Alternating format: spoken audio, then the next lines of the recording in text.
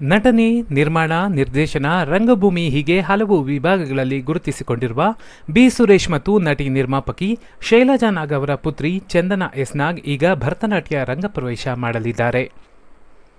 ಸ್ನೇಹ ಕಣ್ಣಪ್ಪ ಅವರ ಭ್ರಮರಿ ನಾಟ್ಯ ಶಾಲೆಯಲ್ಲಿ ಕಲಿಯುತ್ತಿರುವ ಚಂದನಾ ಎಸ್ ನಾಗ್ ಇದೇ ಏಪ್ರಿಲ್ 20ರಂದು ಬೆಂಗಳೂರಿನ ಜೆಸಿ ರಸ್ತೆಯಲ್ಲಿನ ಎಡಿಎ ರಂಗಮಂದಿರದಲ್ಲಿ ಸಂಜೆ 5:30ಕ್ಕೆ ರಂಗಪ್ರವೇಶ ಮಾಡಲಿದ್ದಾರೆ. ಈ ವಿಶೇಷ ಕಾರ್ಯಕ್ರಮಕ್ಕೆ ನೂಪುರ ಸ್ಕೂಲ್ ಆಫ್ ಭರತನಾಟ್ಯಂನ ನಿರ್ದೇಶಕಿ ಗುರು ಡಾ. ಲಲಿತಾ ಶ್ರೀನಿವಾಸನ್, ಪದ್ಮಶ್ರೀ ಶ್ರೀಮತಿ ಪ್ರತಿಭಾ ಪ್ರಹ್ಲಾದ್, ಕರ್ನಾಟಕ ಸಂಗೀತ ನೃತ್ಯ ಅಕಾಡೆಮಿಯ ಅಧ್ಯಕ್ಷೆ ಗುರು ಶ್ರೀಮತಿ ಶುಭಾ ಧನಂಜಯ್ ಮುಖ್ಯ ಅತಿಥಿಗಳಾಗಿ ಆಗಮಿಸಲಿದ್ದಾರೆ.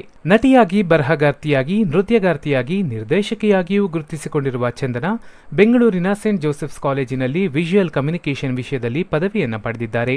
ಅಜ್ಜಿಯಂದಿರಾದ ಕಮಲಾ ರಾಧಾಕೃಷ್ಣ ಮತ್ತು ವಿಜಯ ಅವರ ಮಾರ್ಗದರ್ಶನದಲ್ಲಿ ಬದುಕಿನ ಪಟ್ಟುಗಳನ್ನು ಕಲಿತ ಚಂದನಾ ಅಪ್ಪ ಅಮ್ಮನಂತೆ ಸಿನಿಮಾ ಮತ್ತು ಕಿರುತೆರೆ ಆಳ ಅಗಲವನ್ನು ಅರಿತಿದ್ದಾರೆ. ಬೆಂಗಳೂರಿನ ಸಂಚಯ, ಸಮುದಾಯ ಮತ್ತು ಬೆಂಗಳೂರು ಪ್ಲೇಯರ್ಸ್ ಸೇರಿ ಹಲವು ರಂಗತಂಡಗಳಲ್ಲಿ ಸಕ್ರಿಯರಾಗಿ ಗುರುತಿಸಿಕೊಂಡಿದ್ದಾರೆ. 2024ರಲ್ಲಿ ನಾಟಕ ಬೆಂಗಳೂರು ಫೆಸ್ಟಿವಲ್ನಲ್ಲಿ ಚಂದನಾ ಬರೆದ ಕಿಣ್ಸುಗಿ ನಾಟಕವು ಅತ್ಯುತ್ತಮ ಮೂಲ ನಾಟಕ ಕೃತಿ ಎಂಬ ಪ್ರಶಸ್ತಿ ಪಡೆದಿದೆ. ಮೊದಲನೆಯ ಅಧ್ಯಾಯ, ಬ್ಲಡಿ ಡೊಮಿನೋ, ಸದ್ಗತಿ, ಅನ್ವಾಂಟೆಡ್ ಕಿಡ್, ಪಂಜರದ ಗಿಳಿ ಸೇರಿ ಇನ್ನು ಹಲವು ಕಿರುಚಿತ್ರಗಳಲ್ಲಿಯೂ ನಟಿಸಿದ ಅನುಭವವಿದೆ. ಈ ಕಿರುಚಿತ್ರಗಳು ಹಲವು ಸಿನಿಮೋತ್ಸವಗಳಲ್ಲಿಯೂ ಪ್ರದರ್ಶನ ಕಂಡಿವೆ. 2021ರಲ್ಲಿ ಪ್ರಗುಣಿ ಶಾರ್ಟ್ ಫಿಲ್ಮ್ ಫೆಸ್ಟಿವಲ್ನಲ್ಲಿ ಅತ್ಯುತ್ತಮ ನಟಿ ಪ್ರಶಸ್ತಿ ಸಹ ಪಡೆದಿದ್ದಾರೆ. ಯಜಮಾನ ಮತ್ತು ಕ್ರಾಂತಿ ಸಿನಿಮಾಗಳಲ್ಲಿ ನಿರ್ದೇಶನ ತಂಡದಲ್ಲಿ ಸಹಾಯಕಿ ಆಗಿಯೂ ಕೆಲಸ ಮಾಡಿದ್ದಾರೆ. ಗುರು ಭಾನುಮತಿ ಅವರ ಬಳಿ ಸರಿಸುಮಾರು 1 ದಶಕಗಳ ಕಾಲ ಭರತನಾಟ್ಯ ಕಲಿತ ಚಂದನಾ ನಂತರ ಗುರು ಸ್ನೇಹ ಕಣ್ಣಪ್ಪ ಅವರ ಬಳಿ ನೃತ್ಯಾಭ್ಯಾಸ ಮಾಡುತ್ತಿದ್ದಾರೆ.